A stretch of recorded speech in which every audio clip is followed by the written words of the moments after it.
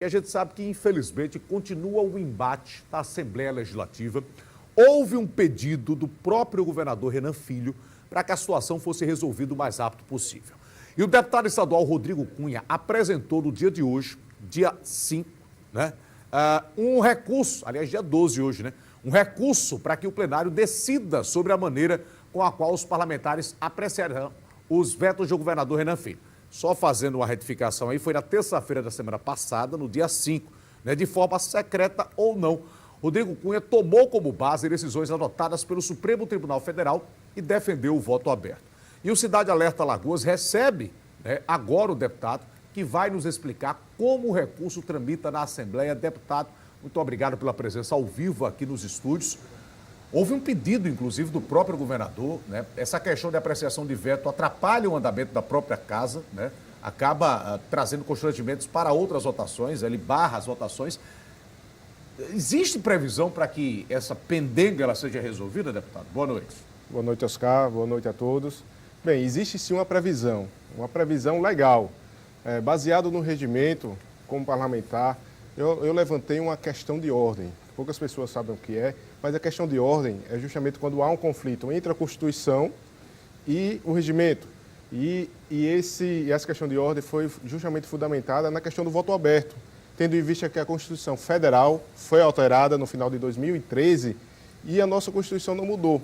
Mas existe um princípio, que é o que chamamos o princípio da simetria, que automaticamente não há necessidade de se mudar o nosso regimento aqui em Alagoas, que já devemos obedecer à nossa maior carta magna, que é justamente a legislação. Desculpa até interromper, já interrompendo, existe uma decisão da Câmara dos Deputados e do Senado. Isso, uma lei. Uma lei em que o deputado e o senador, na apreciação do veto, ele precisa votar de forma aberta. É essa lei que o senhor defende que haja o princípio da simetria, que não haveria necessidade de se alterar aqui. É isso para que a gente possa compreender bem? Exatamente. Então, bastava apenas uma vontade política da presidência da Assembleia para já adotar esse método. Como não foi, eu levantei essa questão e foi negada pela presidência, há a possibilidade de apresentar um recurso, e isso foi feito. Ou seja, agora são os próprios parlamentares que irão decidir se o voto será aberto ou fechado. Aberto ou secreto. Então, e isso, o próprio regimento dá o prazo máximo de 3 sessões para acontecer. Então, na próxima quinta-feira termina esse prazo, e sendo assim, a próxima sessão, se não houver nenhuma sessão extraordinária, passará para a próxima terça-feira, e se a Assembleia tiver que cumprir o regimento, e deve cumprir o regimento, não pode ultrapassar esse prazo. Deputado, o senhor já conseguiu entender essa polêmica com relação à apreciação desse veto? Nós estamos falando da 17ª Vara, um instrumento considerado pela sociedade extremamente importante do combate ao crime organizado. Mas o senhor, estando lá dentro da Casa Legislativa, já conseguiu compreender do porquê de toda essa celeuma, de haver essa resistência de boa parte da Casa para que a votação seja aberta? Oscar, várias teses, vamos dizer assim, já foram levantadas. Uma delas é que a própria lei hoje já está sem pé, sem cabeça. Ou seja, ao chegar no Legislativo, na legislatura passada, houve uma alteração e essa alteração teria mutilado a lei. E não é bem assim.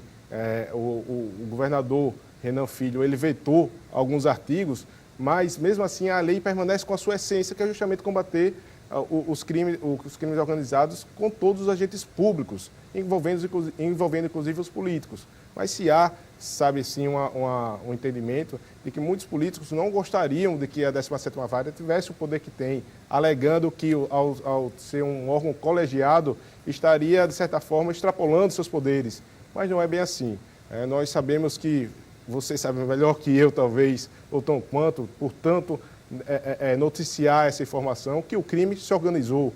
Nós temos um exemplo fantástico que é o GECOC, é o Ministério Público organizado. Então, por que o Judiciário também não se organizar de uma forma que possa dar celeridade, que possa dar proteção ao juiz e, de certa forma, acabar com essa marca do Estado de Alagoas, que é a impunidade? E a 17ª Vara fez isso, faz isso e é um exemplo. O Ministério Público é a favor, a Associação dos Juízes é a favor, o governador quer, a sociedade clama, e não deve ser a Assembleia que deve ser contrária. Então, é por isso que nós estamos realmente defendendo essa causa. Vários deputados também abraçam, mas infelizmente não são todos. Por isso, é necessário também que se haja o voto aberto, eu defendo isso, Porque muitas vezes é interessante que os parlamentares gostam de ser favorável com aquilo que as ruas querem dizer. Então, muitas vezes falam uma coisa, mas na hora do vamos ver, do voto secreto, acaba aplicando outra coisa. Então, por isso também há necessidade de se votar abertamente. Há esse recurso que, no máximo, na próxima terça-feira, tem sim que ser votado. Há uma decisão judicial, inclusive, que obriga a Assembleia a fazer assim. A Assembleia apresentou um recurso e o próprio Tribunal de Justiça, hoje mesmo, se manifestou numa situação muito parecida, que é a famosa PEC da Bengala, que agora os servidores, os presidentes, por exemplo, do Tribunal de Contas, eles terão que ter 75 anos, não mais 70.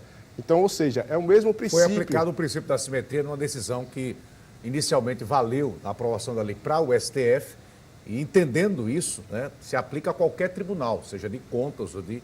E foi reconhecido de um dos conselheiros que completa 70 anos no próximo dia 16, que ele ganhou esse mandado de segurança, ou foi emitido esse mandado de segurança, para que ele possa ser beneficiado por essa PEC da Bengala.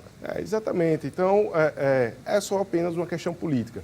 Se os deputados quiserem, hoje tem instrumentos extremamente robustos para dar uma base para que se vote abertamente e aí sim analisar o veto do governador referente à 17ª vara e fazer o que nós estamos dispostos a fazer, que é justamente trabalhar e dar celeridade e não ficar com a pauta trancada e sem dar andamento na Casa de Tavares Bastos. Pois deputado, eu só tenho a agradecer a presença, né, do deputado Rodrigo Cunha aqui. Me parece que só esse argumento do colegiado, dizer que é porque é um colegiado, né, não teria a autonomia para decidir.